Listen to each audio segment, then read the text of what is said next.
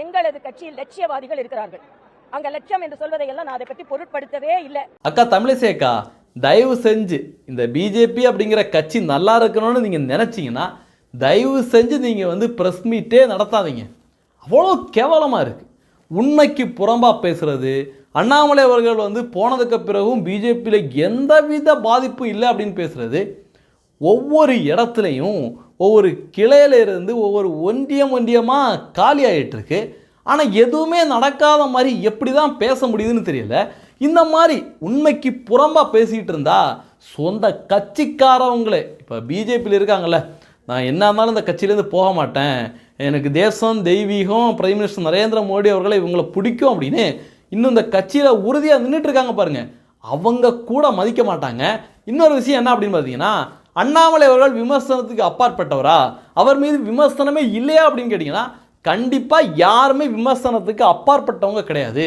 ஆனால் அந்த விமர்சனம் வைக்கிறாங்கல்ல, அவங்களுக்கு அந்த தகுதி இருக்கா அப்படின்னு தான் நம்ம பார்க்கணும்.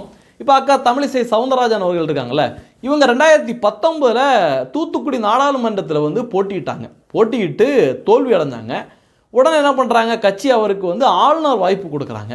சரி, ஆளுநராக போயிட்டாங்க, இனிமேல் இந்த மாதிரி மறுபடியும் போட்டியிட மாட்டாங்க, இளைஞர்களுக்கு வாய்ப்பு கிடைக்கும் அப்படின்னு நிறைய இளம் தலைவர்கள் ஒவ்வொரு தொகுதியிலையும் 2 வருஷம் 3 வருஷம் அப்படின்னு அறிமுகமாகி பயங்கரமாக வேலை பார்த்துட்டு இருந்தாங்க.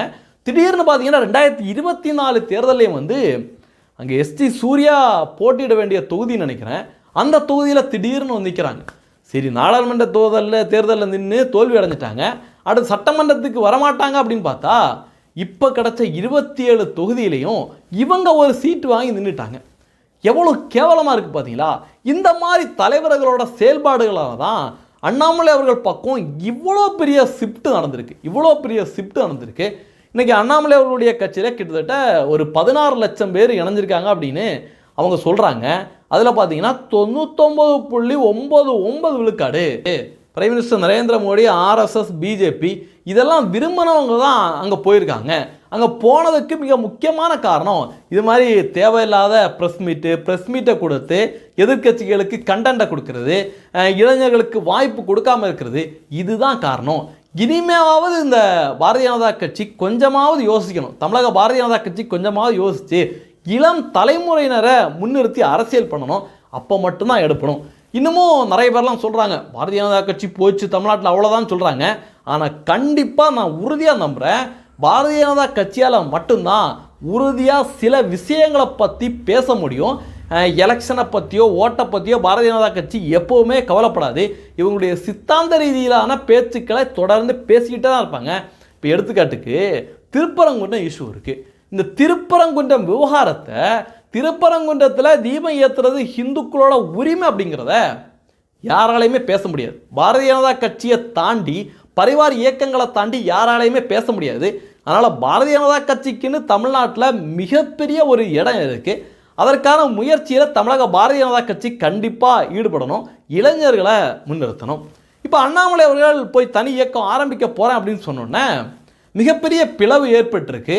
ஆனால் மிகவும் வருத்தத்துக்குரிய விஷயம் என்ன அப்படின்னு பார்த்தீங்கன்னா, இதுவரைக்கும் சக தேசியவாதியாக பிரைம் மினிஸ்டர் நரேந்திர மோடி அவர்களை புகழ்ந்து பேசிகிட்டு இருந்த எல்லாருமே திடீர்னு மாறி மாறி சண்டை போட தொடங்கியிருக்காங்க. எங்கள் தலைவர் அண்ணாமலை தெரியுமா அப்படின்னு ஒரு பக்கம் பேச, அண்ணாமலை அவர்கள் செஞ்சது சரியில்லை அப்படின்னு பாரதிய ஜனதா கட்சி தரப்பில் பேச, ரெண்டு பேருக்கும் உள்ள அந்த பிரச்சனைகள் தனிப்பட்ட முறையில் விமர்சனம் பண்ணுற அளவுக்கு கீழ்த்தரமாக போயிட்டுருக்கு. இதெல்லாம் மிகவும் வருந்தத்தக்க ஒரு செயலாக இருக்குது. அண்ணாமலை அவர்கள் தரப்பில் என்ன சொல்கிறாங்க அப்படின்னா, அண்ணாமலை அவர்களை பாரதிய ஜனதா கட்சியில் இருக்கிற சில தலைவர்கள் ஒதுக்கி வச்சுருக்காங்க. சென்ட்ரல்லேருந்து, மத்திய அரசாங்கத்திலேருந்தும் அவருக்கு எந்த பதவியும் கொடுக்கல, அவரை விலக்கி வச்சுக்கிட்டாங்க, அவருக்கு அங்கீகாரம் கொடுக்கல அப்படின்னு நிறைய குற்றச்சாட்டுகளை அவங்க முன்வைக்கிறாங்க. பாரதிய ஜனதா கட்சியினர் என்ன சொல்கிறாங்க அப்படின்னா, அண்ணாமலை அவர்களை உருவாக்குனதே பாரதிய ஜனதா கட்சி தான், அண்ணாமலை அவர்கள் பாரதிய ஜனதா கட்சி இல்லைன்னா அவர் இந்த அளவுக்கு வளர்ந்துருக்க முடியாது. இன்றைக்கி இங்கே இருக்கின்ற மீடியா முதல் நேஷ்னல் மீடியா வரைக்கும் அண்ணாமலை அவர்களை தெரியறதுக்கு காரணம் பாரதிய ஜனதா கட்சி தான். அண்ணாமலை அவர்களுடைய யாத்திரைக்கு பாரதிய ஜனதா கட்சி எக்கச்சக்கமாக கோடி ரூபா பணத்தை கொட்டி கொடுத்தாங்க.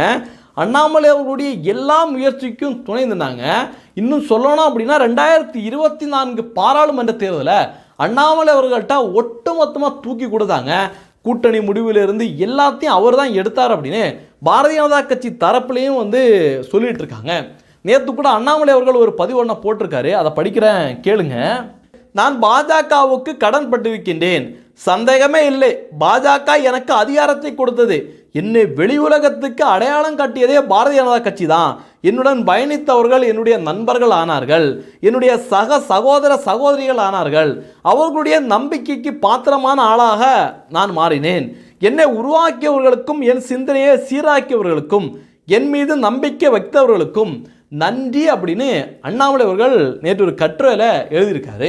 அவரே ரொம்ப தெளிவாக சொல்றாரு, பாரதிய ஜனதா கட்சி தான் என்ன ஒரு லீடராக வெளி உலகத்துக்கு அறிமுகம் பண்ணாங்க, பாரதிய ஜனதா கட்சி தான் என்னுடைய சிந்தனையை சீர்படுத்தினாங்க, பாரதிய ஜனதா கட்சி எனக்கு அதிகாரத்தை கொடுத்தாங்க, அங்கீகாரத்தை கொடுத்தாங்க அப்படின்னு அண்ணாமலை அவர்களே சொல்லியிருக்காரு. எல்லாருக்கும் தெரிஞ்ச விஷயம்தான். ஒருவேளை அண்ணாமலை அவர்கள் பாரதிய ஜனதா கட்சியில் இணைஞ்சு அவர் மாநில தலைவராகி திமுகவை தூக்கி போட்டு மிதிக்கிறதுக்கு சென்ட்ரல்ல இருந்து முழு சப்போர்ட்டை கொடுத்தாங்கல்ல, அந்த மாதிரி இல்லாமல் அண்ணாமலை அவர்கள் ஐபிஎஸ்ஸாக இருந்து அங்கேருந்து நேராக வந்து இதே மாதிரி வீத லீடர் ஃபவுண்டேஷன் ஆரம்பித்து ஒரு கட்சியாக ஆரம்பிச்சிருந்தாருன்னா இன்னைக்கு அண்ணாமலை அவர்களுக்கு கிடைச்சிருக்குல்ல, தேசம் முழுவதும் கிடைச்சிருக்க இந்த புகழ் வெளிச்சம். நேஷனல் மீடியாக்கள் விவாதம் பண்ணிட்டு இருக்காங்க, அண்ணாமலை அவர்கள் தனி கட்சி தொடங்க போறாரு அப்படின்னு நேஷனல் மீடியாக்கள் விவாதம் பண்ணிட்டு இருக்காங்க. இதெல்லாம் நடந்திருக்காது அப்படின்னு அண்ணாமலை அவர்களுடைய ஆதரவாளர்களும் இங்கே பாரதிய ஜனதா கட்சியில் இருக்கின்ற அண்ணாமலை அவர்களுடைய விசுவாசிகள், அண்ணாமலை அவர்களை நேசிக்கக்கூடியவங்களும் கண்டிப்பாக ஒத்துக்குவாங்க. அதுலேயும் பார்த்தீங்கன்னா அண்ணாமலை அவர்கள் கர்நாடகா பிரச்சாரத்துக்கு போனாலும் இல்லை தமிழ்நாட்டில் பிரச்சாரம் பண்ணாலும் எங்கே போனாலும் உள்துறை அமைச்சர் அமித்ஷா அவர்கள் அவருக்கு தனி ஹெலிகாப்டரையே தனியாக ஏற்பாடு பண்ணி கொடுத்தாங்க.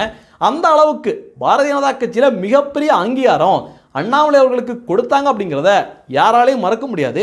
நிறைய பேர் அண்ணாமலை அவர்களுக்கு அங்கீகாரத்தை கொடுக்கல, அண்ணாமலை அவர்களை டம்மியாக வச்சுருந்தாங்க அப்படின்னு என்னென்னமோ எழுதிட்டு இருக்காங்க. உண்மையிலே எப்படி மனசாட்சி இல்லாமல் எழுதுறாங்க அப்படின்னு எனக்கு புரியலை. கடைசி வரைக்கும் ஒவ்வொரு பாரதிய ஜனதா கட்சியை நேசிக்கக்கூடிய தொண்டனும் அண்ணாமலை அவர்கள் கட்சியில் தான் இருக்கணும். ஏன்னா அவரை போன்ற தலைவர்கள், அண்ணாமலை அவர்களுடைய அந்த லீடர்ஷிப் கெப்பாசிட்டி அப்படிங்கிறது உண்மையிலே மிகப்பெரிய கெப்பாசிட்டி.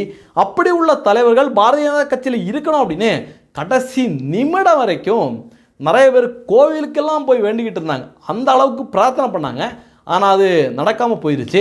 ஆனால் இன்னைக்கு பார்த்தீங்கன்னா அண்ணாமலை அவர்களுடைய இயக்கத்தில் இருக்கிறவங்க ஒரு கருத்தை போட, பிஜேபியிலேருந்து ஒரு கருத்தை போட அப்படின்னு அப்படியே ஒரே சாக்கடையாக போயிட்டுருக்கு அப்படின்னு சொல்ல முடியுது. ரெண்டு பேரும் மாறி மாறி கருத்து மோதல்களில் ஈடுபட்டு வரத, அதையும் தாண்டி தனிப்பட்ட தாக்குதலையும் ஈடுபட்டு இருக்காங்க. இதெல்லாம் பார்க்கல செம கடுப்பாக வருது. ஒரு காலத்தில் தேசியவாதிகளாக இருந்து பிரைம் மினிஸ்டர் நரேந்திர மோடி அவர்களை பற்றி, இங்கே இருக்கின்ற திருப்பரங்குன்றம் இஷ்யூவை பற்றி அவ்வளோ விஷயத்தை பேசி மக்கள் மத்தியில் கொண்டு போய் சேர்த்துக்கிட்டு இருந்தாங்க. ஆனால் பார்த்தீங்கன்னா அண்ணாமலை அவர்கள் தலைவராக, நாங்கள் பிஜேபி பெருசா அப்படின்னு ரெண்டு பேரும் சண்டை போடுறத பார்க்கல உண்மையிலேயே மிகப்பெரிய மனவேதனையாக இருக்குது. இதில் பார்த்தீங்கன்னா நாராயணன் திருப்பதி இருக்கார்ல, அவர் வந்து பாரதிய ஜனதா கட்சியில் தான் இருக்கார். அவர் ஒரு பதிவு ஒன்று போட்டிருந்தார். அண்ணாமலை ஐபிஎஸ் பணியிலிருந்து வெளியில் வந்தவர், அவர் தற்போது வேலை இல்லாமல் இருப்பதால் வேலையில்லா பட்டதாரிகள் சங்கத்தை தொடங்கி இருக்கின்றார் அப்படின்னு அண்ணாமலை அவர்களுடைய இயக்கத்தை பற்றி மதவெறி பிடிச்ச ஜவஹர்லாலா பேசின உடனே நாராயணன் திருப்பதி அவர்கள் அதுக்கு சரியான ஒரு பதிலடியை கொடுத்திருக்காரு. ஜவஹர்லாலா தடை செய்யப்பட்ட பயங்கரவாத இயக்கமான சிமி மற்றும் அல்லுமா இயக்கத்தை தோற்றுவித்தவர், பாஜக ஆட்சியின் நடவடிக்கையால் வேலை இல்லாமல் எம்எல்ஏ ஆகிவிட்டார் அப்படின்னு. ஏன்னா அந்த மதவாத கும்பல் அண்ணாமலை அவர்களை ஏன் எதிர்க்கிறாங்க அப்படின்னு எல்லாருக்குமே தெரியும். அண்ணாமலை அவர்கள் என்னதான் தனி இயக்கம் ஆரம்பித்து என்னத்தை சொன்னாலும் அண்ணாமலை அவர்களை பாஜகவோட முகமாக தான் இந்த மதவெறி பிடிச்ச கும்பல்லாம் பார்த்துட்டு இருக்காங்க. அதனால் அவர் வந்து நாராயணன் திருப்பதி அவர்கள் ஒரு கண்ணியமான அதே சமயத்தில் சரியான செருப்படி பதிலடியாக கொடுத்துருக்காரு.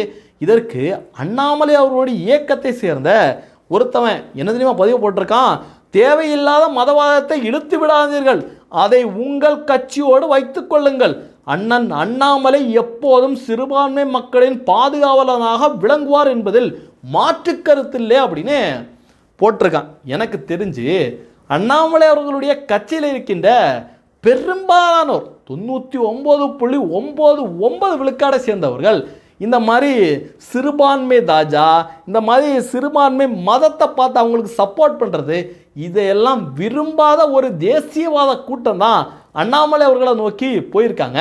அதனால இந்த மாதிரி ஆட்கள் எல்லாம் அண்ணாமலை அவர்கள் தலையிலே தட்டி வெளியில் அனுப்புறாரு அப்படின்னா உண்மையிலே ரொம்ப நல்லா இருக்கும். அடுத்து பார்த்தீங்கன்னா பாரதிய ஜனதா கட்சி சைட்லேருந்து KT ராகவன் அவர்கள் ஒரு பதிவு ஒன்று போட்டிருக்காரு. தகவலுக்காக இந்தியாவில் சுமார் 30 லட்சத்திற்கு மேற்பட்ட NGOக்கள் செயல்பட்டு வருகின்றன, தமிழ்நாட்டில் 15,000 NGOக்கள் செயல்படுகின்றன அப்படின்னு. ஏன்னா அண்ணாமலை அவர்கள் இப்போ ஆரம்பிச்சிருக்கிறது ஒரு NGO, அதை கிரிட்டிசைஸ் பண்ணுற மாதிரி KT ராகவன் ஒரு பதிவு ஒன்று போட்டிருக்காரு. எனக்கு பாரதிய ஜனதா கட்சியிலே உள்ள தலைவர்கள்லையே இந்த KT ராகவனை மட்டும் எனக்கு சுத்தமாக ஏற்றுக்கவே முடியலை. எவ்வளோ பெரிய தப்பு பண்ணிட்டு, அதுவும் நம்ம தேசியம் தெய்வீகம் அப்படின்னு இருக்கிற இந்த கட்சியில் மீண்டும் பொறுப்புக்கு வந்ததெல்லாம் யாருமே விரும்பலை, சாமானிய தொண்டர்கள் யாருமே விரும்பலை. KT ராகவனை பார்த்தா அவருடைய அந்த பழைய வீடியோ கதைகளை தான் ஞாபகத்துக்கு வருது. அதனால் அவர்லாம் இந்த மாதிரி பேசுகிறதெல்லாம் யாருமே ஏற்றுக்க மாட்டாங்க. நிச்சயமாக பாரதிய ஜனதா கட்சியில் மீண்டும் இளைஞர்களை போட்டு இளைஞர்களுக்கான அரசியலை பண்ணால் மட்டும்தான் பாரதிய ஜனதா கட்சி தமிழகத்தில் உருப்படும். இதே மாதிரி KT ராகவன், தமிழிசை போன்றவர்கள்லாம் தொடர்ந்து பேசிகிட்டு இருந்தா தமிழக பாரதிய ஜனதா கட்சியை யாராலையுமே காப்பாற்ற முடியாது. இந்த தகவல்களை பற்றி நீங்கள் என்ன நினைக்கிறீங்க அப்படிங்கிறதையும் பதிவு பண்ணுங்கள். நன்றி. ஜெய்ஹிந்த். வந்தே மாதரம்.